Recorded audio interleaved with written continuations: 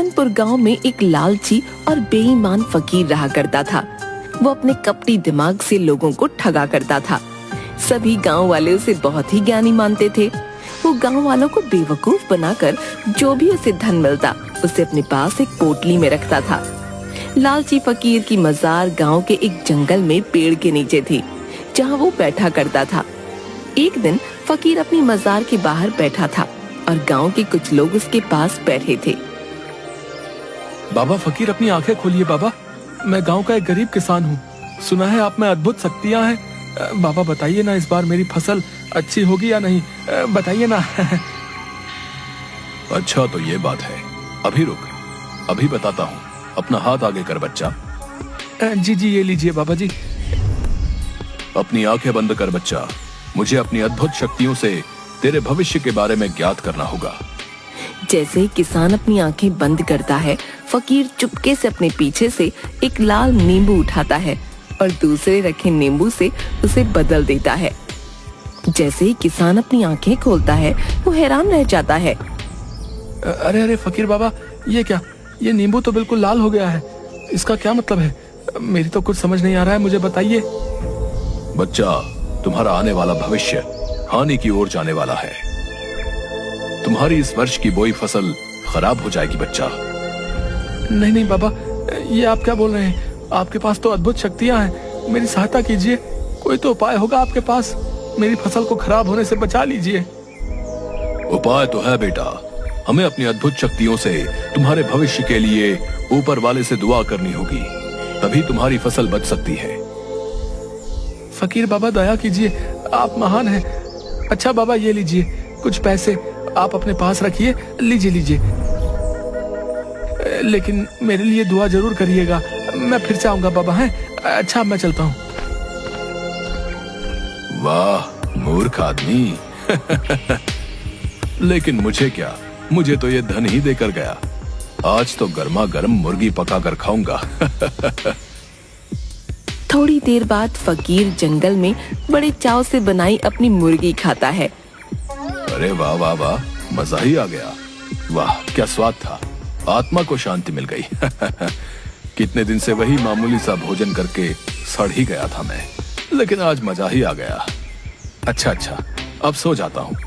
सुबह फिर से इन गांव के लोगों को बेवकूफ भी तो बनाना है। बेचारे मूर्ख गांव वाले समझते हैं मैं कोई ज्ञानी फकीर हूँ जिसके पास अद्भुत शक्तियां हैं।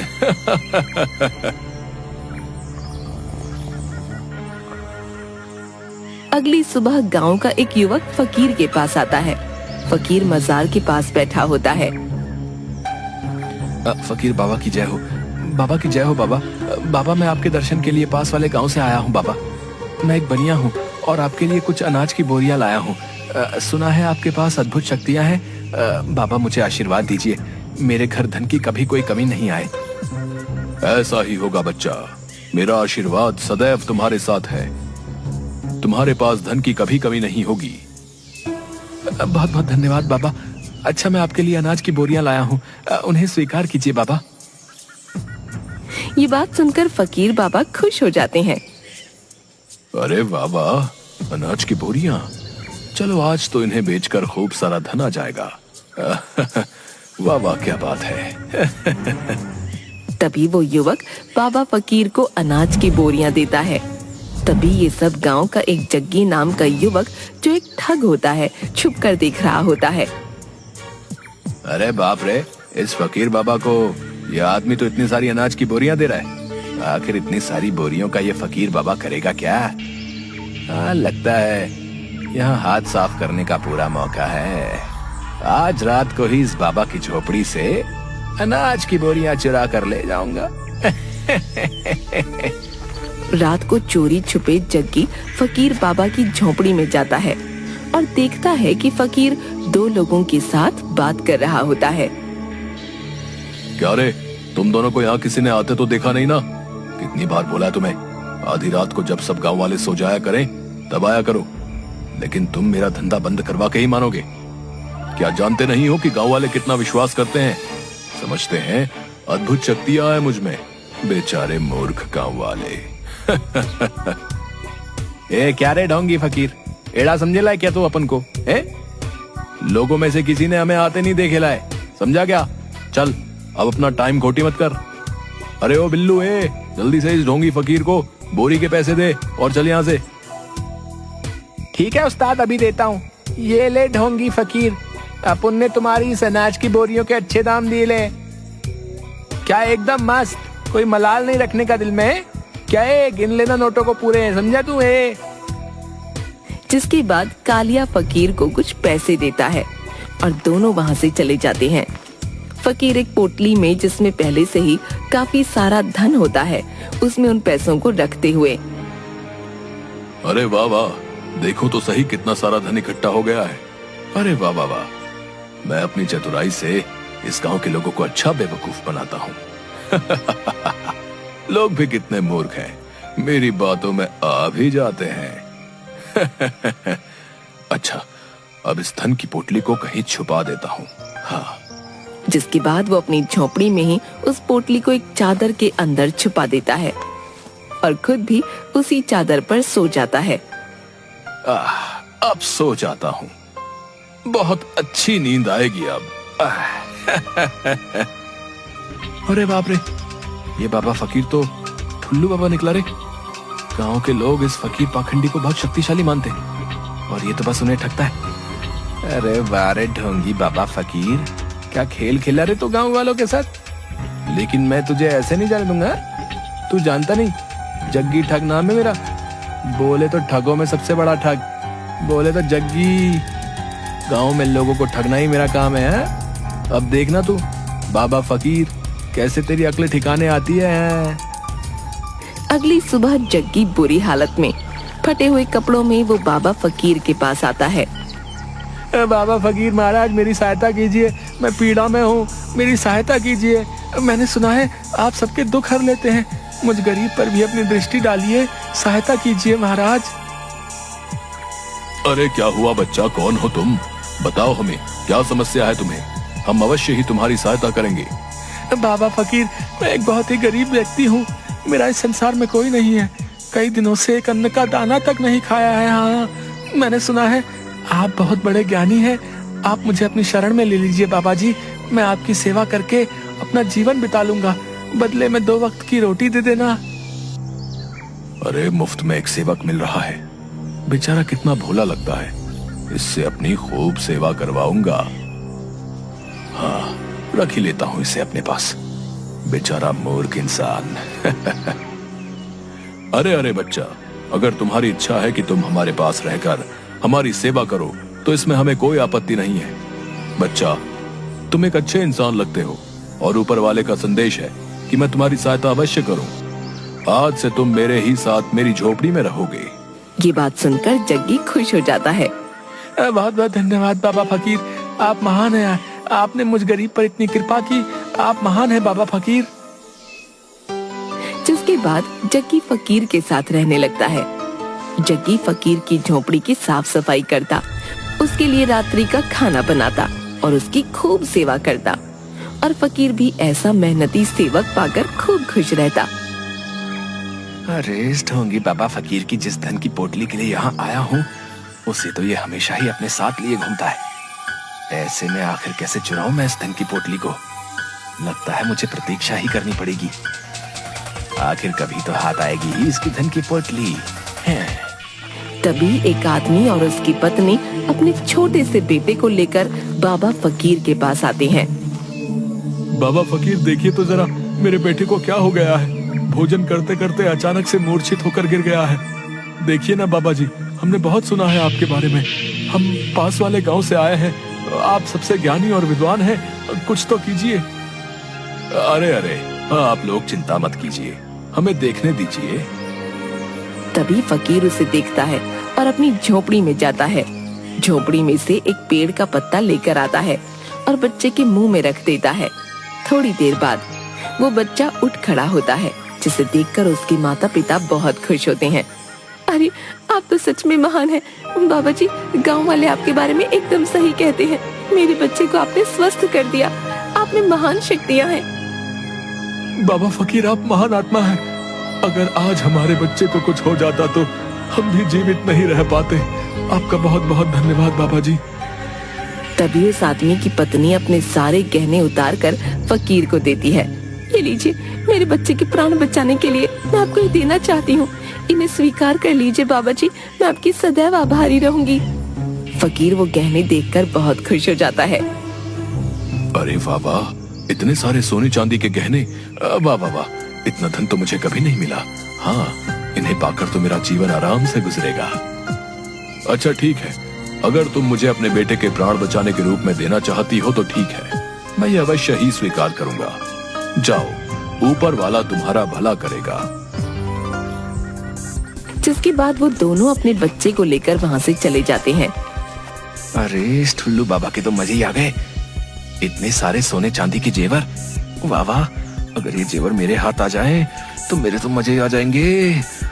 अब तुझे जल्दी ही कुछ सोचना होगा रे जग्गी ठग। इसके बाद फकीर वो सोने चांदी के गहने अपने धन की पोटली में रख देता है और अपनी पोटली अपने पास रखकर सो जाता है। अगली सुबह दो युवक फकीर के पास आते हैं। बाबा जी की जय हो, हम पास वाले गांव से आए हैं। जिस माता पिता के बच्चे को आपने ठीक किया, उस गांव में आपके चमत्कार से सब आपके भक्त हो गए हैं। हमारे गांव के सभी लोग जो हैं आपसे मिलना चाहते हैं बाबा जी। उन्होंने आपके लिए भोजन की व्यवस्था की है। आप आएंगे तो गांव वालों को अच्छा लगेगा। आप आएंगे ना बाबा? अरे वाह वाह, ये तो बहुत खुशी की बात है। अब इस गांव के साथ साथ दूसरे गांव के लोगों को भी मूर्ख बनाने का मौका मिलेगा। हाँ, अब तो मेरे पास और धन आ जाएगा और चारों तरफ मेरी ही जय जयकार होगी। अरे वाह, कमाल हो गया। अच्छा ठीक है, अगर तुम्हारे गांव वालों की यही इच्छा है तो हम कल सुबह तुम्हारे गांव अवश्य आएंगे। जो आ गया बाबा फकीर। अच्छा, अब हम चलते हैं। जिसके बाद वो दोनों वहाँ से चले जाते हैं। अरे बाबा फकीर जी, क्या सच में सुबह पास वाले गांव में जाएंगे आप? लेकिन बाबा फकीर, आप तो कभी अपनी इस मजार से बाहर नहीं जाते हैं। अरे मूर्ख, ये सच है, हम कहीं नहीं जाते। लेकिन पास वाले गांव के लोगों ने हमें बहुत प्यार और आदर के साथ आमंत्रित किया है। ऐसे में हमें ऊपर वाले का आदेश है, हम वहां अवश्य ही जाएं। इसलिए हम कल सुबह ही पास वाले गांव के लिए निकल जाएंगे और तुम भी हमारे साथ ही चलोगे। जग्गी ये बात सुनकर थोड़ा हैरान हो जाता है। क्या आप मुझे भी अपने साथ ले जाना चाहते हैं? जो आपका आदेश बाबा फकीर, मैं आपके साथ अवश्य ही चलूंगा। हाँ। जिसके बाद अगली सुबह फकीर अपनी धन की पोटली अपने साथ लिए जग्गी के साथ पास के गांव जाने के लिए निकल पड़ते हैं। वो जंगल के रास्ते से जा रहे होते हैं। काफी दूर पैदल चलते हुए अचानक से फकीर का पांव एक गड्ढे में फिसल जाता है और वो उस गड्ढे में गिर जाता है। गड्ढे में गिरते ही सारी मिट्टी फकीर के शरीर पर लग जाती है।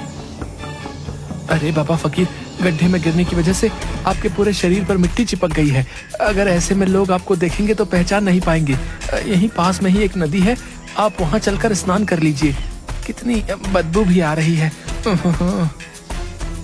नहीं नहीं, मैं स्नान नहीं कर सकता। मेरे पास धन की पोटली है। स्नान करूंगा तो सारा धन नदी के पानी की वजह से व्यर्थ हो जाएगा। नहीं नहीं, मैं ऐसे ही आगे जाऊंगा। अरे बाबा फकीर, आप अपनी स्थिति को तो देखिए। मैं ही आपको नहीं पहचान पा रहा हूँ। कहीं ऐसा ना हो कि पास वाले गांव के सभी लोग आपको देखते ही भयभीत हो जाएं। नहीं नहीं बाबा फकीर, मुझे लगता है आपको स्नान कर ही लेना चाहिए। जग्गी की ऐसी बातें सुनकर फकीर सोच में पड़ जाता है। अच्छा तो ठीक है, अगर तुम चाहते हो कि हम स्नान करें तो हम अवश्य ही स्नान करेंगे। चलो नदी के पास ले चलो हमें। जैसी बाबा जी आपकी आज्ञा। चलिए मेरे साथ। जिसके बाद दोनों एक नदी के पास जाते हैं। ये देखिए बाबा जी, ये रही नदी। कर लीजिए स्नान। अच्छा ठीक है, लेकिन पहले मैं अपनी धन की पोटली को कहीं छुपा देता हूँ। हाँ। इसके बाद फकीर को एक बहुत बड़ा पत्थर दिखता है। हाँ, ये जगह ठीक रहेगी धन की पोटली छिपाने के लिए। वो उस पत्थर के पीछे धन की पोटली छुपा देता हूँ।